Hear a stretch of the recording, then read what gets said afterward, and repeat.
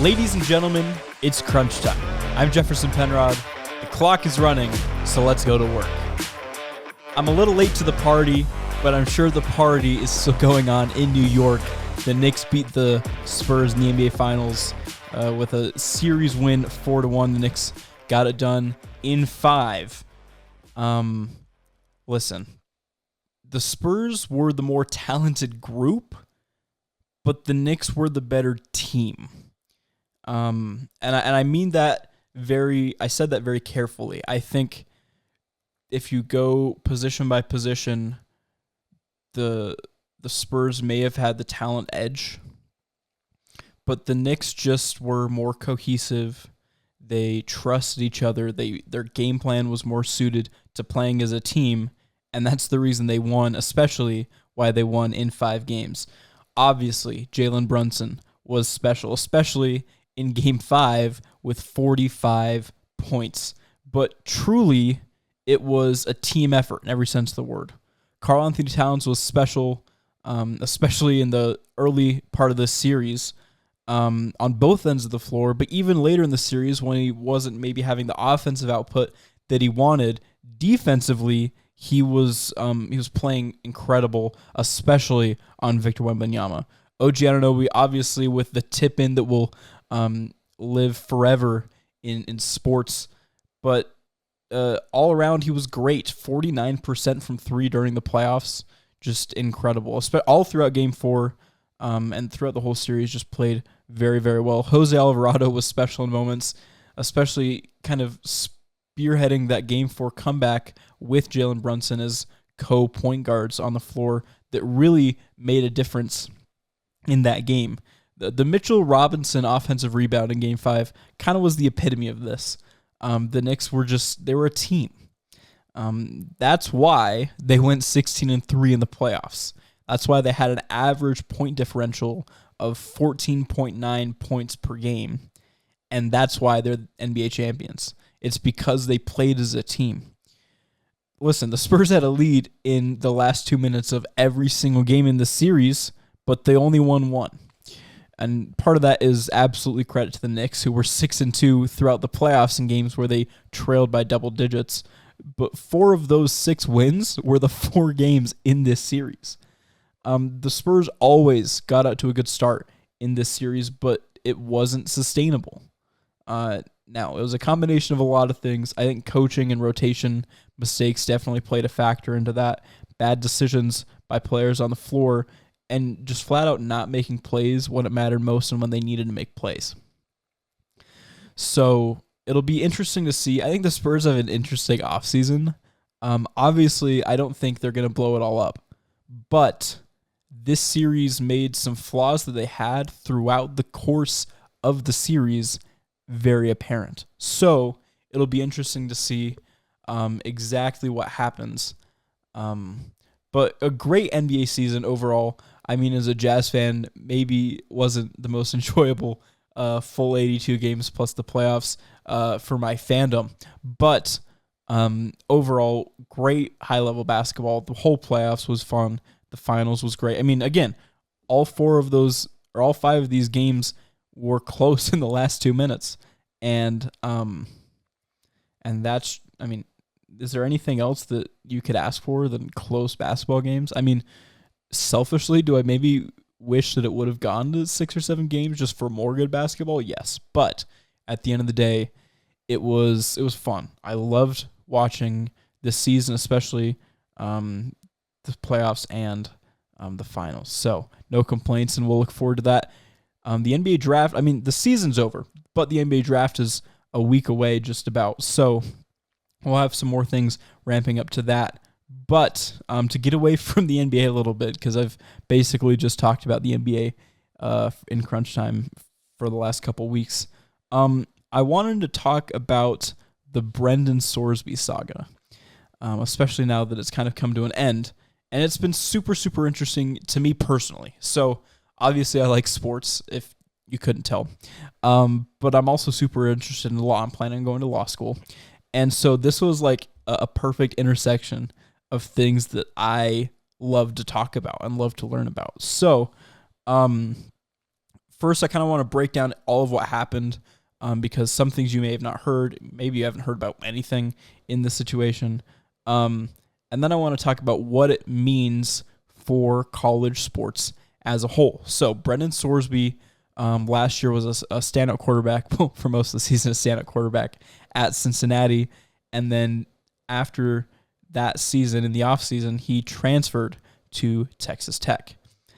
Then there was the scandal, and Sorsby admitted to placing thousands of bets on college football during his career, specifically while a member of the Indiana football program.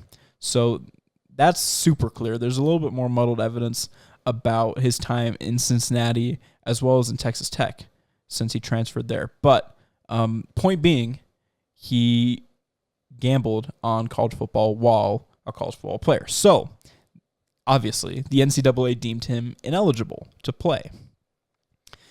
That was until a judge in Texas, where Sorsby filed a lawsuit, granted an injunction allowing him to play.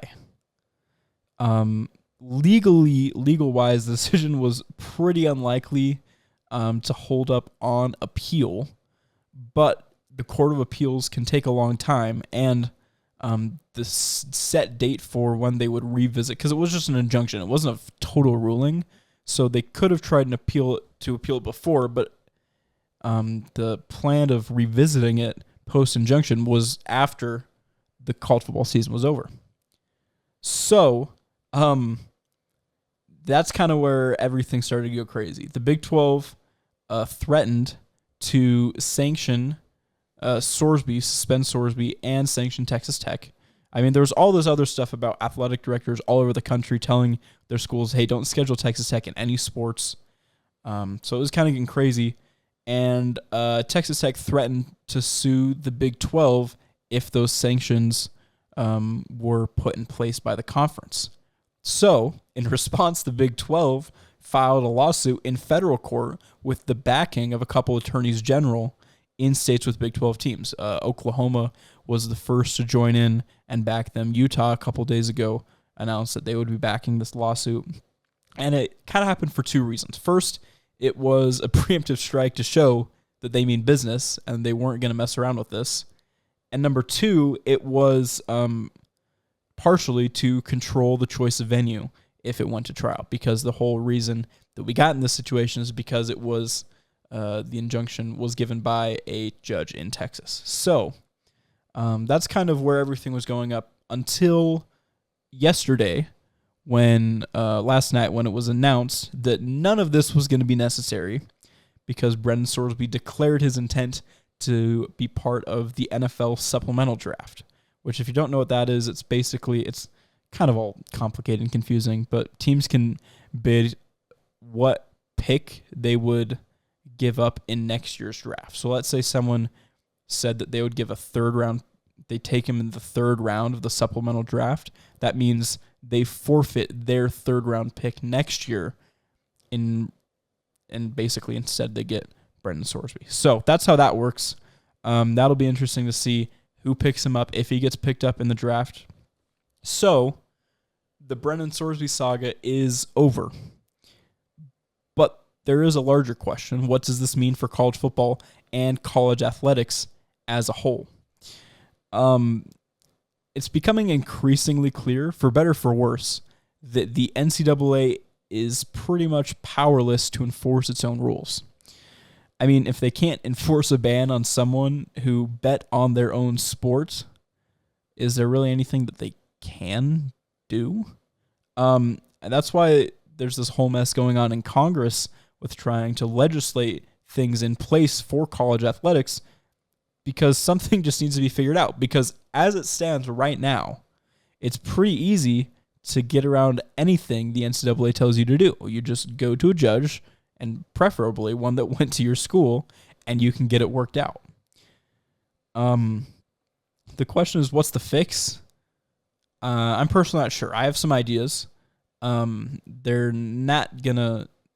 I'm neither in a position to present those ideas, nor are my ideas probably the best fix, because I'm, a 22-year college student. But the point is if you thought that these last 5 years of college athletics have been crazy between NIL becoming a thing and the Wild West with everything and revenue sharing coming into its own, conference realignment, tournament expansion, and everything else that's been going on, I hate to break it to you, but it's only going to get crazier.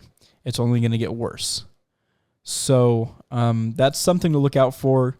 We probably definitely avoided some big stressful things with this Texas Tech situation, but it just, again, it's becoming increasingly more and more clear that the NCAA, as it stands right now, is not in a good position, and something needs to be done. What that is remains to be seen. So something to keep an eye on. But to end on a bit of a bright note, because I know that was a lot of doom and gloom about, this is the end of college sports. College football is only about 2 months away. I can't wait. I'm wearing my BYU shirt today. I'm pumped. I mean, I live right by the stadium, and every day when I see it, I wish that there were games going on. So I can't wait. There will be more content coming out about that as we get closer. And I think the reason why so many people have been passionate about this situation, whether specifically Brendan Sorsby or just generally the NCAA and all that stuff as a whole, is because college sports are special. There's nothing like them. I mean, college football is something that is special and deserves to be protected, and same goes for all of college sports. So that's why people are so passionate about this, and that's why I can't wait for the season to get back here. It'll be good to get back. So that will do it for this episode of Crunch Time with Jeffy. Make sure you're following on Instagram at Crunch Time with Jeffy. If you're here watching on YouTube, make sure you like and subscribe. If you're listening on podcast, make sure you give us a follow there to keep up with everything that we're doing. Make sure you check out the Game 7 podcast as well with me and Jackson. But until then, we'll see you next time.